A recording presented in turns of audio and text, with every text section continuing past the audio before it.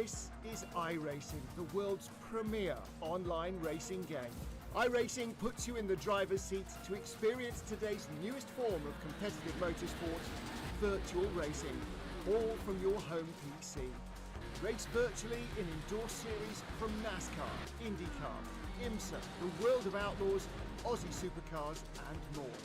Take on legendary circuits like Daytona, Silverstone and the Nürburgring. Join iRacing's global online racing community and get on track today at iRacing.com.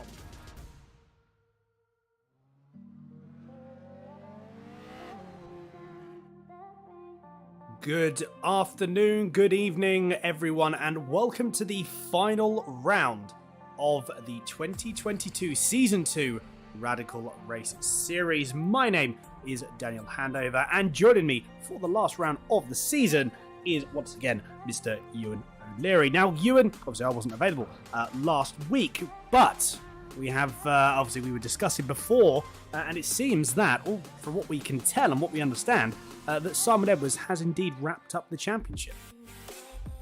Yeah, that does indeed, or is indeed the case, I should say. He comes into today with, what is that, a 77-point advantage, I think, using my mental maths there.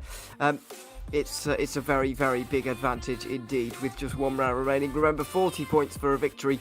You can figure that one out for yourself there. That is enough for Simon Edwards to become the first ever three-time champion in the UK&I Radical Race Series. Paul Crouch second, Transenheim, of course, a two-time champion himself, at second at the moment, with John McCutcheon, in third at the moment. It is very close behind Simon Edwards though, so a lot could happen today in terms of championship changing of positions. It just won't be for that first position. Well, this is very true, as you say. You know, there is certainly some things to be had. Absolutely, there's some positions to be gained and positions to be lost as well. But as you say, in terms of the front, there doesn't seem to be any likelihood of any changes. Qualifying, though, is underway. It is a lone qualifying here for the final rounds we have seen for the majority of this season. So drivers will be setting their first laps now as we go through. Currently watching Mike Busson. Everyone bar John Hutchinson is out on the grid. As we see, we've got a grid of 13 today, so certainly not the biggest grid that we have had. Does that detract from the racing? Absolutely not. We've certainly seen that time and time again. It doesn't matter how many. We could have three cars on the grid, and it would still be absolutely fantastic racing. So, yeah, overall, in terms of the positionings, qualifying wise, the practice times looked very, very close. Mike Busson just goes through. So the 1:17.56 is the current time to beat. So that is the current time we see there, of which Busson is one of the only drivers that has set his time. Although, here comes a couple of times now. So Michael LeMay, Simon Edwards goes in with a 1:17.7. So these were sort of the times we were seeing in practice, that 17.5, etc. It's going to be... Brands is a bit of a tricky one, isn't it? Because it's a very, very fast circuit. You've got a lot of momentum to carry through these corners. And as we do know, while there isn't too much aero loss when you're following people, it does have an effect to some degree. And when all of your corners are medium to high speed, it can be a little bit tricky. Yeah, it certainly can be, and it's going to be difficult to overtake for everybody here today by the looks of things. As you say, very fast circuit, very flowing circuit, especially around the back here. Obviously, we're not using the Indy layout here, we're using the full Grand Prix layout. So coming downhill now towards Hawthorne's Bend and then Westfield, Dingledale, etc. It's all very, very quick indeed, and especially in these radicals, they'll be very, very well suited to this circuit because of the downforce that they have, the aero grip that they have. That's exactly what you need at a circuit like this one, the aero grip to keep you planted to the road through these higher speed corners. That's exactly what these radicals have. So the drivers will be enjoying that here today, but they won't be enjoying the fact they'll be stuck behind others for large amounts of this race, I would imagine, because yeah, it's not the widest circuit either, and there's grass either side ready to collect you in case you do put a step wrong, let's say. Absolutely, very, very true indeed. John Hutchinson, his first lap doesn't actually count. One lap time that did count, though, was Simon Edwards with a 1:17.03. So very, very impressive time there. Ray Peasley is going to come across the line for the third lap. Is this going to be of any improvement? It does indeed. It puts him up 118.69, so it puts him up in P7. Sergio Martinez de la Cruz, again a driver that didn't have their first lap that counted. The second lap as it come across the line, is this one going to count for de la Cruz? Comes across the line, and it is. It is good for 7th, so that puts Ray Peasley down into P8. So a couple of drivers still yet to finish their laps. We've got Dom Lang-Webb, who hasn't actually managed, so he's on his 3rd and final lap here, and there is no time that has been set for the number 8. So, as we were talking about, this is a very, very narrow circuit. There isn't that much in terms of runoff. It is very much track limits grass. You don't really have much option there. Mike Busson goes in. Look at that with a 1:16.868. I didn't actually see that. Fair play to Mike Busson. Is Simon Edwards going to be able to respond to that? He does indeed by another couple of tenths. Dom Lang-Webb puts the time in of 1:17.7. That was very, very impressive that you just see there. So John Hutchinson is on his 3rd lap now. As you can see, he now slots up in the 5th. But Simon Edwards there, pipping. Oh, I thought Mike Busson was going there. Pip 2 tenths on Simon Edwards, and then Simon Edwards returned the favour by another couple of tenths as well. So very, very close once again at the front of the field. A couple of tenths separates Paul Clark, who's in 3rd. Again, very, very good performance. Martina Ward just goes up into 6th. We can see there. Paul is on a good lap at the moment, it looks like, with the sector times. We'll have to see again how this plays out going down into the final corner. It's a very, very fast one. This drops away from you, so you've got to be careful. Uses about as much of the track as you want. And as it goes through again, shortest line possible, comes across the line. Does Paul LeMay improve this lap? He does indeed, and what an improvement it is.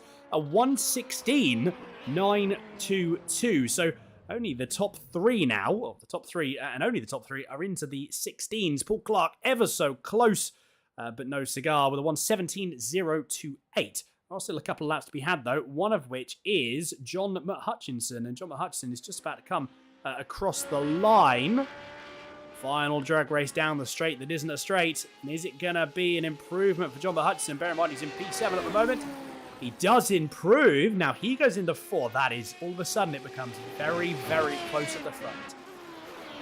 Yeah, it has indeed become very, very close indeed. I mean, John McHutchinson might even be a little bit disappointed if Sergio de la Cruz just gets himself going again from an incident by the looks of things around the back of the circuit. But yeah, I think McHutchinson might even be a little bit disappointed with that performance there. He's only attended 6 of the 11 races so far this season, but he's won 4 of them.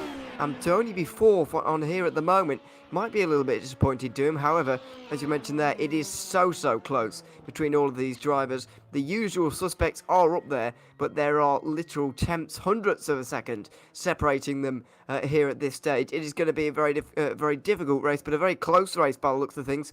Can anybody, really get past the leader and get past one another as this race really develops? That's going to be the key question, especially for John McHutchinson if he wants to take his 5th race victory of the season. Well, as you say, it as we've seen time and time again, it is close at the front. It's always going to be close, let's be honest, in this series. So, yeah, I mean, realistically, what is it going to be? John Hutchinson, actually, he's got one more lap to go. I didn't realise. I did forget he's got one more. Okay, there we go. Oh. Whatever. So what we just said about, we can just forget the last minute and a half of what we just said there about John Hutchinson, because I think he'll be a little bit happier with that performance. I believe with a 1:16.612.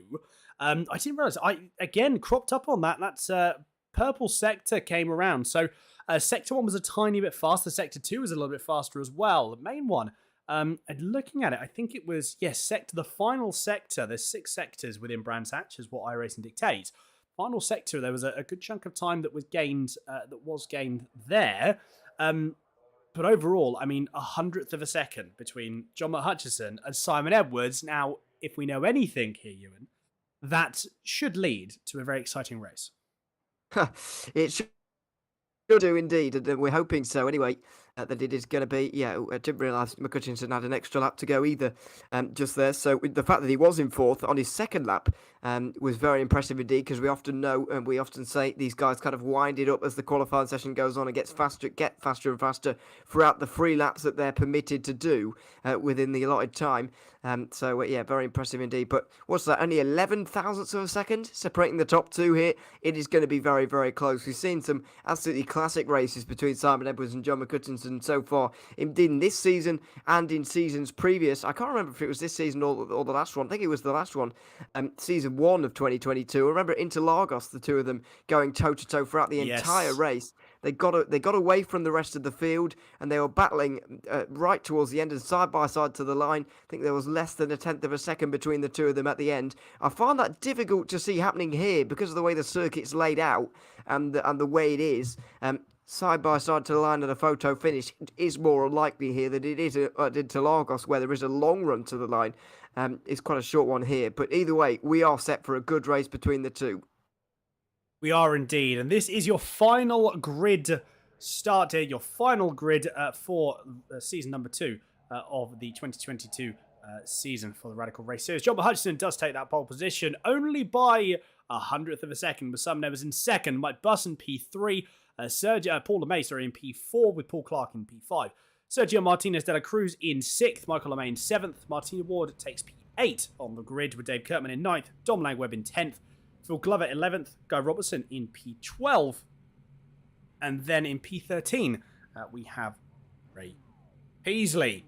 So, that is the grid. Lights are about to come on in a few moments' time for this final round of this season. Brands Hatch, a fantastic combination, as we had Colin Wynn mention there as well, that it is an absolutely fantastic combination between these two cars, and between this car and track combination. Certainly something I think we're all going to be very much looking forward to, of which we don't have to wait, or we shouldn't have to wait all that much longer. We're just waiting for Mike Busson to pop himself on the grid, and then we'll be underway. Once again, it's so close to the front, I still cannot quite believe it. And as well, actually, these two, I believe, John Hutchinson and Simon Edwards, will actually be teammates for the Majors 24 Hours of Le Mans at the weekend. I believe I saw both of their names on the timing sheet. So, yeah, both of these drivers will be actually teammates. But that can wait, because we're about to get underway. The lights are on. When do the lights go out? Who gets the jump? And it is going to be, I think, do you know what, Simon Evans has got a good run. Possibly going to go, I thought he was going to try on the outside going into turn 1 at Paddock Hill Bend, but everyone goes through relatively cleanly. Martinez de la Cruz has got shuffled out a little bit. They all now come into Druids. Oh. That was a bit of a nudge there. I think Dom Langweb got caught up. Couldn't quite see who that was. I think Dave Kurtman got shunted off there, which is not good. You can just see Dave Kurtman at the back, the very unmistakable orange and grey Radical. But apart from that little incident there, unfortunately, everyone does manage to get through as they come down through Surtees, turn 4, now onto the back straight, coming down to Hawthorne Bend, one of the fastest corners, I think indeed the fastest corner on the circuit, all flying through. Everyone seems to be, again, relatively spread out already at the moment, which, again, normally we do see some packs break up, but there's still, we've got a fair few laps to go, obviously. This is only the first lap, so this certainly these gaps will start to open up and then close, depending on some items that do happen. Donald Webb has just had a moment, I think, going through. I think he had a spin. Doesn't seem he's got any. He has got a bit of damage, actually. You can see on the right as he tries, just about manages to keep it on the tarmac. And that is it. Lap 1 done. You can see the gap there has opened up somewhat already from John Hutchinson to Simon Edwards. 0.6 of a second. And the gap behind that between Edwards and Buston's about a second. That's 1.2 as it's just gone up. So 19 laps here around Brands Hatch for this final round. And it seems to be that Hutchinson at the moment has taken what seems to be a very, very commanding, or at least to start with after the first lap, he's taken control. He certainly has at this stage, and it is a bit of a surprise to see some of the gaps up front. I mean, further down we have seen issues on the opening lap. It looks like Dom Langweb was served off the road at Druids in that first lap there, so that's why he's so far removed from the rest of the field. But it is a bit of a surprise to see that little gap between Edwards and Busson, although Hutchinson does want to kind of thin this field out a little bit, wants as little cars involved in contention for the race win as possible, I think, as we see side-by-side racing up through Dingledale last lap around. That was Guy Robertson making a very nice move on Sergio de la Cruz into this corner 1 lap ago. Very nice move indeed for him there, and everybody stayed on the road fortunately. But yeah, this battle further down just as interesting as the one further up. It's two very defined groups kind of forming on the road right now if you kind of remove the top two that are getting away from the rest of the field. Indeed, absolutely, as you say. So you've got Mike Busson there that's leading the train from P3 down. But yeah, this is going to be a close battle here, and it doesn't seem like it's Dave Kirkman. Yes, obviously he did have that incident, but he's right back up the field now. Obviously, with must have been a couple of other incidents a lap after. The gap. Whoa! Who was that? Was that Dom Lang-Webb again? I think it was. Did he get a wheel on the grass? I wonder if he got a wheel on the grass on the exit of Druids. Didn't look like there was contact though. Dave Kirkman tries to go on the outside of Sergio Martinez de la Cruz, going down into Surtees. Oh, there's more contact. What a save there from de la Cruz. Unfortunately, I think Guy Robertson just got caught up a little bit there. In terms of, I just don't think he was anticipating Cruz and Kirkman to go that slow through Surtees. Just got a little bit caught out, and obviously contact was made, but fair play to de la Cruz. He has got a bit of damage on the rear that you can see now, and that would have affected him going into Hawthorne Bend. But fair play for keeping that car in check. That was very, very impressive. Also, good move for Dave Kirkman, though, round the outside of Surtees. That isn't an easy corner. We've both driven Brands Hatch, obviously. I've been lucky enough to drive it in the real world, but I've also driven it a lot in the sim. Surtees is a corner that, round the outside of Surtees, it's very, very tricky, and it doesn't happen that often. Yeah, it doesn't indeed. I mean, what we saw there, I think, by the way, it was Guy Robertson who went off at the first incident, and then Don Lang-Webb, who was involved with the second there, as Martina Ward makes a great dive down the inside of Druids there to get up into 6th position. She's just having a fantastic race here today. But yeah, those couple of incidents there, especially the second one, you're absolutely right. Sergio de la Cruz did an unbelievable job there to keep that car going in the right direction at this corner one lap ago. It was very impressive indeed to see that car still facing in the right direction. Clear that there is damage, and he was feeling the effects of that down the bottom of the hill here at Hawthorns. Yeah, it's either way, he's still going in the right direction. This battle now up front kind of looks like the most interesting, really. It's one between Ward and LeMay. Then we've got Bouston and LeMay up front as well. Michael LeMay involved on your screen at the moment. Paul LeMay just further up towards the front, with Paul Clark kind of in a world of his own in the middle of it. These battles up front are starting to become closer as the group behind has just been split apart by those couple of incidents we saw last lap. Yeah, absolutely. There's another battle going on here that was for a brief moment a battle, but Dom Lang-Webb just sails past Guy Robertson. Obviously, Guy Robertson nursing quite a bit of damage there, so that certainly will not be helping the car itself. So I imagine there was that would be certainly some cause of that, the fact what looked like Dom Lang-Webb drove past at a fair rate of knots there, and obviously that would have been what seems to have been the case. The gap's already opened up 1.2 seconds. So a fair chunk of time. Yes, indeed. So the two battles that we've got, the two closest battles, we can just see actually one of them, which has just gone out of shot, which was Martina Borden and Michael LeMay, and then Mike Busson and Paul LeMay. You can see, and this is the battle as of now. So, roughly when it comes to, we might ride on board, see if we can ride on board with Paul LeMay in a few moments' time, just to see, again, from his perspective, how the car is doing. Because, again, this is the back section here, going through Westfield. Again, very, very fast right hand. You can just see a tiny bit of understeer build-up. Have a look at going through Dingle Dell and then Sheen's Curve. Just look at the direction change that Mike Busson is able to go through. And you just see that Paul Clark is just, the car is unable to do the same. It doesn't want to pitch into the corner as aggressively. It's always been the case, again, even though it's a very, very small loss of downforce that you'll receive, it's surprising how big of an effect that it can have. Obviously, different corners and different cars are affected differently, but generally the faster you go, obviously that loss of downforce is exponential, which does make it trickier to go through. So in a place like Hawthorne Bend, Druids here, it doesn't matter, there's very, very little downforce, but it's like Hawthorne Bend and going through Westfield, and the entire back section is very, very, it would certainly be noticeable. A little bit understeer there as well from Paul. I think they've just got a tiny bit too deep into Graham Hill there, turn number 3. Imagine keeping the toe just about, but 0.3 of a second. The gap has extended by 0.3 of a second that lap alone. So at that rate, another couple of laps, and I think Paul LeMay will be out of the draft there. This is the other battle that we've seen that we are continuing to keep an eye on. Michael LeMay and Martina Ward riding now on board with Michael LeMay. Again, he'll be nursing just a tiny little bit of, again, understeer build-up. So you'll have to correct that somewhat, but that gap is staying similar. It's staying as is at the moment. There's no real adjustment. There's a tenth lost here or there, but it seems to be averaging itself out over a lap.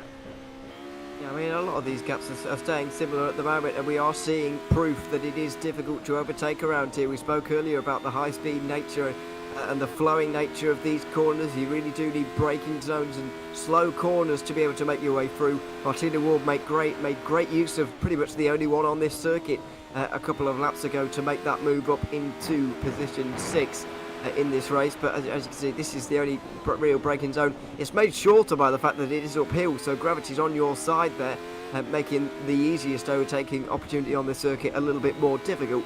But easy in inverted commas. Certainly it is difficult around here, and the kind of dirty air effect, the aero wash effect that you were talking about there, is very much in play with these cars at the moment, especially at a circuit like this. Obviously the flowing corners don't help.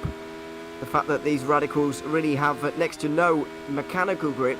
It is mostly in the aero grip that you can see being generated by these cars that really do push them to the ground.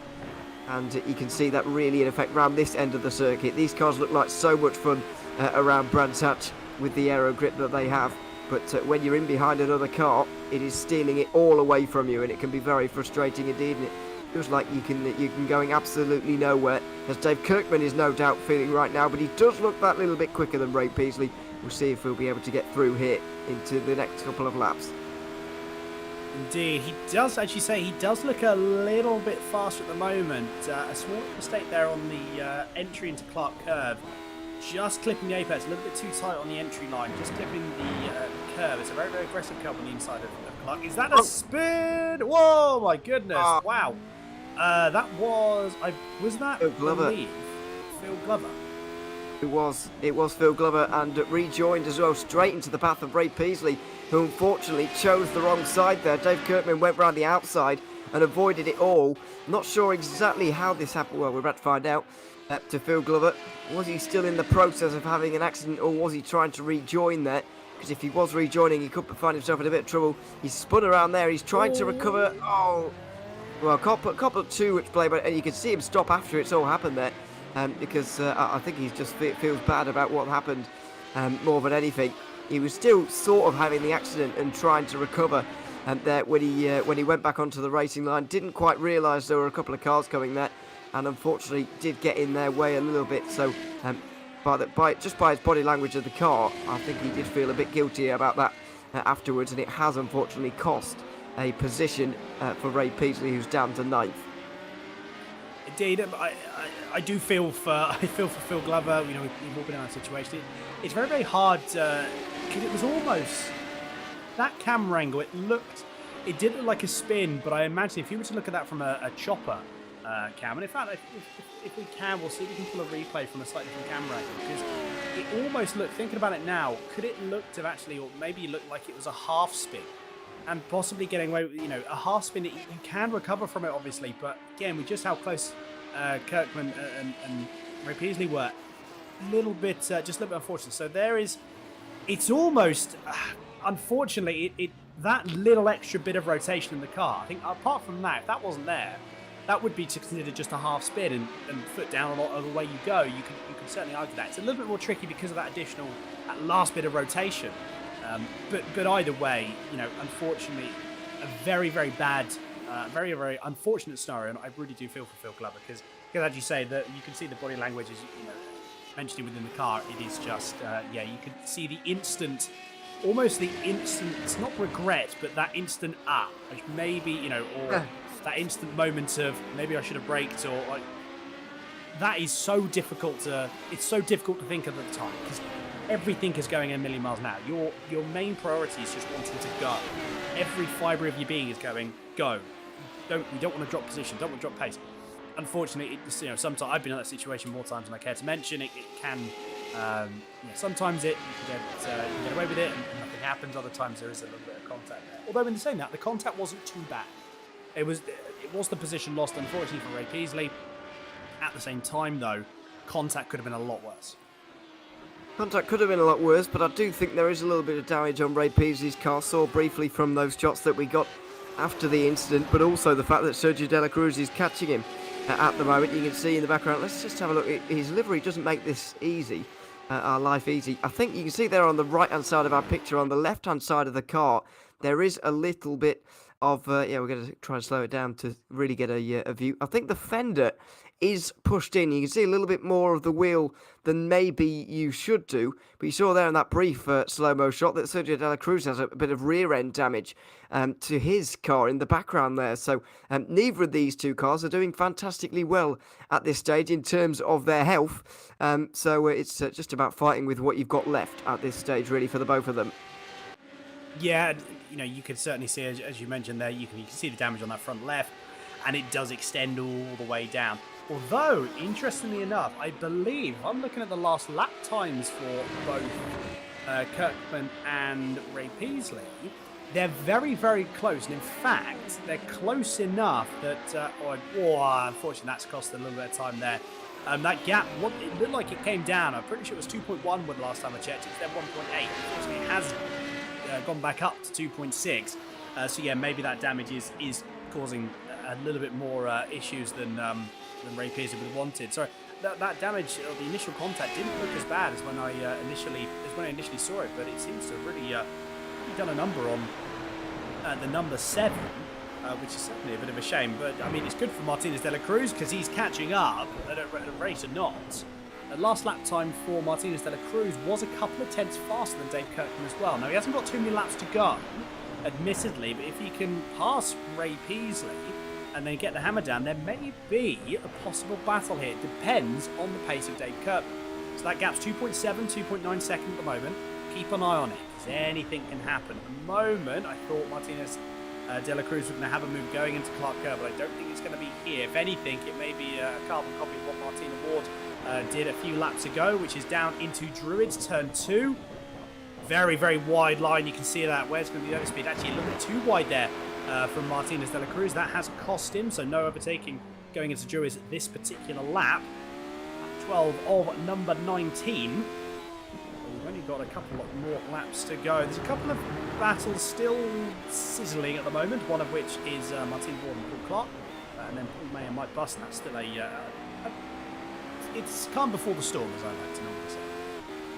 Well, yeah, I think it would normally apply, but I think people are trying to apply pressure at the moment, but it's just difficult around here to really make any inroads at all. 7 laps to go at the line, I believe, and kind of running out of laps for some of these guys.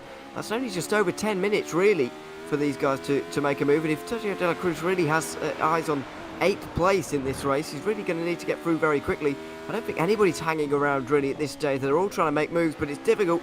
That's wide from Peasley, though, misses the apex ever so slightly at the penultimate corner at Stirling's there. So there could be a chance in the next few moments for Sergio De La Cruz if he just gets a nice exit off of this final corner, and then a good run through Paddock Hill, and then there might be an opportunity into Druid. You can see this is the closest he's been, certainly in the time that we've been watching the battle. Peasley sends it into turn 1 and doesn't get a very good exit.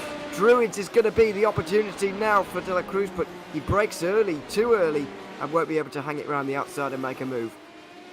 Certainly gave it a go, though, but Ray Peasley instantly knew what Cruz was going to try and do, and immediately cut off the inside. I mean, certainly well within rights too, obviously.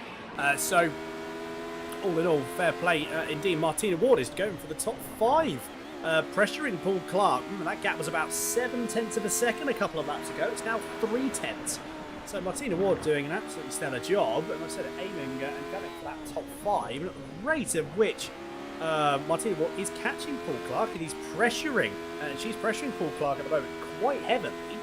This could be certainly a very, very interesting battle here, although time is running out, as you say, 5 laps to go. As we come across the line, we haven't got all that long. So these are the 2 battles to keep an eye out for at the moment. Busson and LeMay are still sort of there or thereabouts. Nothing really. This could be a chance here. This is the chance. This is it. Done and dusted. And I think it's actually going to be De La Cruz. Yeah, does drive past, manages to get the run. Going down, or as I say that, no, Ray Peasley does just back out of that move going into paddock just a fraction early. What this has done, actually, is their little bit of battling has now brought Dom Langweb back in the mix. So considering that Dom Langweb has had a couple of incidents, pretty big ones in fact, he's still in a chance to have a bit of a race towards the end of this final round here, which I think is quite good. Yeah, it is indeed. I mean, it's partly due to this battling, but partly because of the pace as well. That was a very decisive move indeed, going through turn 4. Dom Langweb just making his way through into a top 10 position once again, and Ray Peasley loses 2 positions in the space of about 5 corners there. Unfortunately for him, I do think that this car on your screen at the moment there will be overtaking Sergio De La Cruz as well in the coming laps. But let's see what Langweb has really got left in his car at this stage, and what damage is on it. That was a little bit of a slide for De La Cruz, and now this battle really is on for 9th position at the moment. It certainly is. Dom Langweb is a man on a mission as it stands at the moment. Still keep an eye on Paul Clerk and Martina Ward. That's a battle we don't want to miss, because that is still about 2-3 tenths of a second. But Dom Langweb is really pushing this car, running now on board with the number 8. Going down, that's a very defensive line going through. It actually worked really well. It went a hell of a lot better than I thought that was going to. Actually, it looked like it was too defensive there from De La Cruz, but put the car in a perfect position to the point where Langweb couldn't actually do anything at the moment. Dom Langweb was stuck on the outside and couldn't really do anything. Goes a little bit wide there, unfortunately, into Graham Hill Bend. That has cost him a couple of tenths, but he manages to pull it back almost instantly. A little bit wide though on Surtees. Took a bit too much speed going through, maybe a little bit too early on the turn-in, and sacrificed the exit a little bit, but the slipstream is working well, and also the fact that it's really who's got the least amount of damage when it comes to the back straight, I think, who is going to be simply faster. But even in the corners though, I tell you what, Dom Langweb is looking very racy indeed. He's looking very aggressive as well. He wants this position again. Maybe overdriving the car ever so slightly, just a fraction. Well, quite possibly. It's always a worry. It's always a worry when you're at the late stage of a race that you're overdriving the car. But oh dear, that was very nearly too early on the power there from Langweb, and he has just compromised his exit slightly. Although once again, does look quicker than the car in front right now. Probably deserves to be in a position a bit higher up really, but as you mentioned earlier, 2 incidents in this race that have caused him to spin around entirely, and so that will have cost him at least 10 seconds in this race, and in a race of this distance there's just no way you can make that kind of time up. These two fighting it out once again, but I do think that Dom Langweb will be finishing ahead of De La Cruz. It's just a case of finding a way through over the next 3.5 laps. Well, as you say, you know, it just certainly seemed that out of the two that Dom Langweb does look to be the faster. Again, he's just maybe nursing lesser damage, so he has just got a better car in general. Fair play for De La Cruz, though. You know, the defensive driving he's doing at the moment, putting the car exactly where it needs to be. This is a very tricky place to overtake, and again, Dom Langweb has to back out. Is it going to be? I thought it was going to be a move going into Sheen Curve there, but nothing for the moment. Going into Sterling's. Again, this lap number 17 of 19 again. You just see that understeer, a bit of understeer build up. Just seems that it was a bit of damage on that rear end. It's just causing a little bit of damage. I tell you what. Oh, there's been contact. No, it was a tap. There was a tap there. I definitely. Again, how does Martinez? I don't know how he's able to save these. I don't know. But let's see if we can. We need to see a replay of that. We've only got a couple of laps to go. But we need to see that from an outside perspective. In fact, let's see it from the chopper. Is there a bit of contact? There is a bit of contact. Again, just what a save from De La Cruz. I think again, Dom Langweb is just a little bit caught off guard with how slightly slower. Obviously, slightly compromised in terms of the line. Naturally, never going to be as fast as the corner. I think it just caught the number 8 out ever so slightly, and that's what looked like it led to the contact. There was no deliberate push on that contact there. It just seemed to be the closest thing between the two. Yeah, exactly. So some more bit of net code maybe as well actually involved in that one, because I didn't see any actual physical contact, but either way, once again, as you mentioned, Sergio De La Cruz doing a really good job to keep things going in the right direction. This is a battle I've been interested in looking at for the last couple of moments, because the battle for P5 is certainly heating up here, although no real positional changes or even challenges have been made. That's probably the closest Martina Ward has come so far to actually making a move on Paul Clark, but Ward's having such a great race today. best of the season easily so far, maybe best of the last 2 seasons. Certainly since the time I've been watching the UK&I Radical Race Series. Hasn't had a top 5 this season, know that for sure. Down in 13th in the championship, going to be making some moves today ahead of the likes of Ray Pearsley, possibly Michael LeMay as well. Not quite getting inside the top 10, but a first top 5 of the season for Martina Ward would be absolutely fantastic in what is turning into a real great race for her. It is certainly so, but the time is very much running out to the point where there's only one lap after this. We are on the penultimate lap. John Hutchinson, we haven't really seen the top 3 all that much. We haven't really seen the top 4 all that much, but you can see that the gaps are relatively, they're... I wonder if Simon Evans just had a bit of a moment, perhaps. I think Simon Evans has. Let's have a quick gander at what happened there. Oh my goodness. Wow. What a save. What a save. Just keeps out of the barrier as well for good measure. I wonder, because that gap was certainly not 7.5 seconds last time I looked. Yes, that was a little bit unfortunate. I mean, luckily the gap from Edwards to Russell was enough that it didn't really matter all that much. But a good 7 seconds drop there from Simon Edwards. But again, still will be securing second place. Martina Moore just a fraction too wide on the exit Druids. I think that'll be, unfortunately, the last possible, I think that's chances of a P5 gone, just because that gap is a little bit too wide now. It's 1.3 seconds, a little too big. So, a bit unfortunate there. But, John Hutchinson, we haven't really seen him at all, apart from the first 2 or 3 laps. He's been plugging away the laps, as per usual. And for the final race of the season, he doesn't wrap up the championship, but he does get another race win to finish off this season. So, all in all, absolutely fair play. Certainly cannot argue. But John Hutchinson comes across the line to take the win for the final time here for season number 2. And we immediately take our attention to, you can officially say it here, the champion of season number 2 of the Radical Racing Series in 2022. And as you had mentioned, the only 3 times champion in the UK&I Radical Race Series. Mike Busson comes home in P3, and then Paul LeMay in 4th. A few drivers are left to finish, and then we will give you the full grid finishing order. But man of the hour, I said it doesn't matter how many race wins you have, the consistency is key. Obviously, John Hutchinson unable to attend a few races this season, but even so, Simon Edwards, very, very impressive season. Absolutely stellar. Stellar from all the drivers again, so fantastic racing as we've always seen. Very excited to, again, we've got I believe we'll have a week hiatus, a week break, while week 13 is going on, and then we will be straight back into it. But yes, all in all, I mean, what a season we've had, and what a last race we had as well. Yeah, great season, and Simon Edwards once again winning here, or winning the championship, I should say, for the 3rd time here today officially. John Hutchinson winning his 5th race of the season. He's only competed in 7 races, and it's 7 top 5s out of those out of those 7 races as well. So, just makes you wonder what may happen if indeed he at least attends 10 of the 12 races next season, because there are of course 2 drop rounds that he can get away with. If he has a full season effort next time around, will he take his 2nd championship here in this series? It's very, very possible, because he is very, very strong indeed. A couple of positional changes in the championship as well today. Hutchinson himself does move up to 2nd with the absence of Paul Crabb here today, as you can see on these race results here.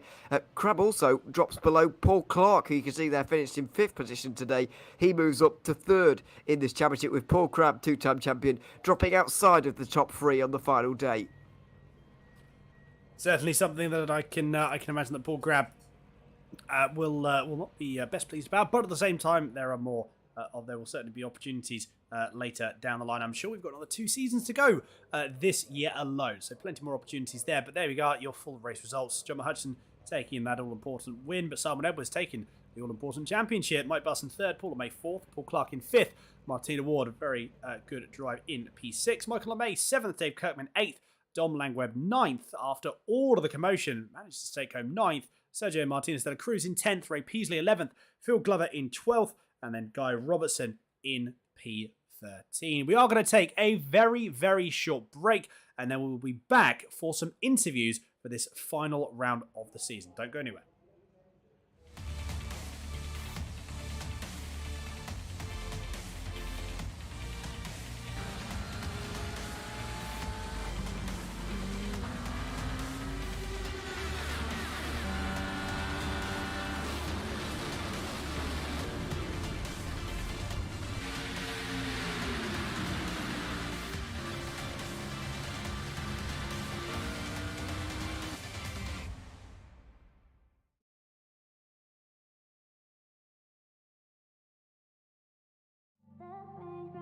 Welcome back, everyone. Here we're going to be having a chat with a couple of drivers in a few moments' time. Just taking our attention back to the start of this race. A relatively clean start for everyone here.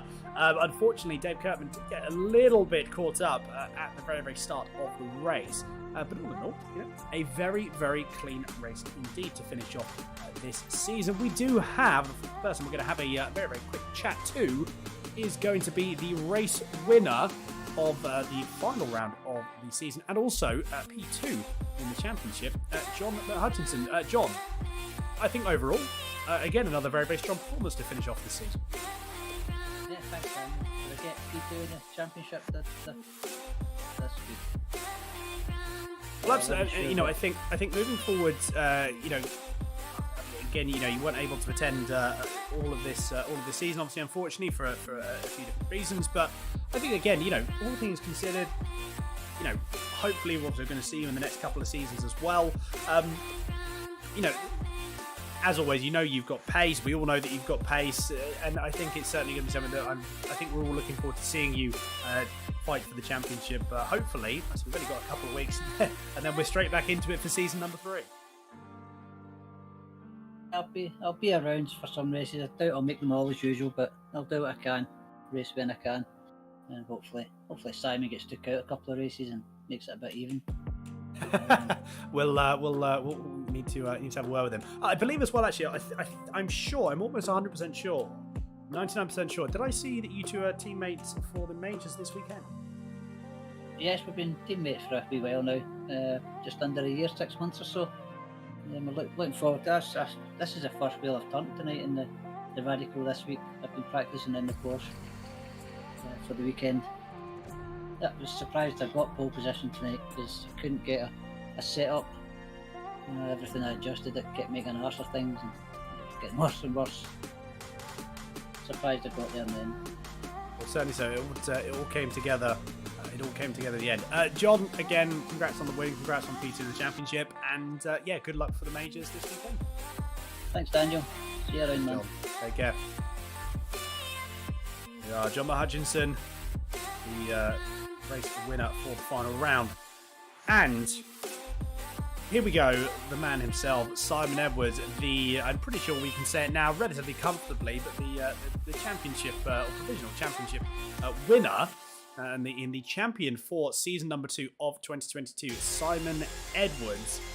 Simon, I think, I mean, in all honesty, that little bit of a moment at the end was certainly something that made us, certainly perked us up a little bit. It really got us on the edge of our seat, but good recovery. And I think, again, all in all, it's all wrapped up, obviously, a couple of rounds ago. But all things considered, I think, still a very, very strong race. Yeah, I was really disappointed not to get pole there because it's quite difficult to overtake here. So I might have had a chance keeping John behind. You never know. But I've never really had top line pace at Brands. But I was quite happy with the pace I got, and I was trying to keep John in the 16s to see if I could make him make a mistake. And guess who made the mistake? But yeah, it was definitely a new underpants moment, that one. I can imagine it was for us, let alone when you were driving. Looking ahead, obviously, three-time champion now. Hopefully we're going to see you in the next couple of seasons. Obviously we've got 2 more seasons this year alone, of which I'm very much hoping, myself, you and Tim, everyone was watching, we're hoping that you're going to be around, obviously, and taking part in the next 2 seasons. But yeah, I think, overall, very, very consistent across the whole season, and it paid off in the end. Yeah, I mean, that's probably my only skill, finishing, or mostly finishing. It's a good skill to have.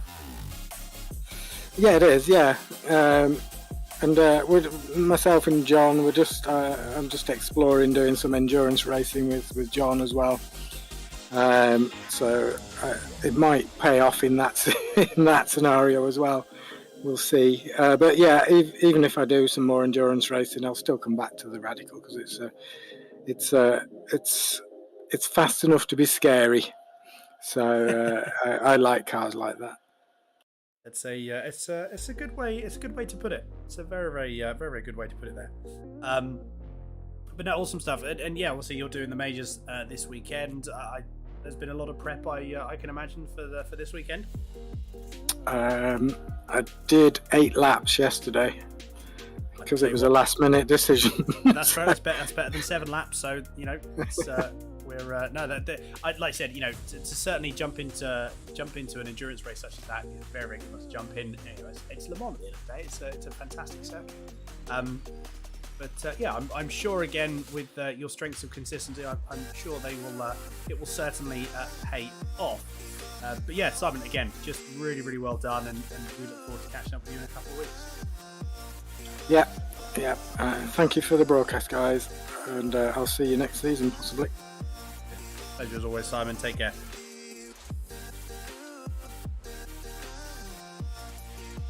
There we go.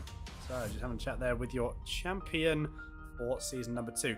Ewan, that is it. Done and dusted. Obviously, we've only got 2 weeks, really, until it all kicks off again.